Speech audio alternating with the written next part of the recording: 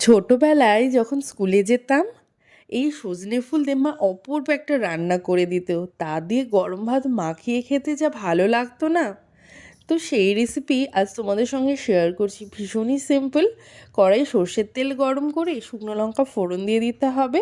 তার মধ্যে ঝুরি করে রাখা আলু লবণ হলুদ দিয়ে ভালো মতো ভেজে নিয়ে সজনে ফুল ভালো মতো ধুয়ে নিয়ে সেটা দিয়ে জাস্ট 1 থেকে 2 মিনিট ভেজে নিতে হবে। আর নামানোর আগে অবশ্যই কিন্তু একটু পোস্ত ওপর দিয়ে দিয়ে দিতে হবে। তাহলেই তৈরি এই সজনে ফুল ভাজা, যা দিয়ে ভাত মাখিয়ে খেতে ভীষণই ভালো লাগে। আর এই সজনে ফুলের বড়াও কিন্তু অপূর্ব লাগে খেতে। এই সজনে ফুলের বড়া রেসিপি অলরেডি আমার চ্যানেলে পোস্ট করা রয়েছে, যদি না দেখে থাকো অবশ্যই দেখে নিও। আর তোমরা কারা কারা এমন সজনে ফুল খাও বা সজনে ফুলের এমন ভাজা বা বড়া খেয়েছো বা খাও, অবশ্যই কিন্তু কমেন্টে জানিও।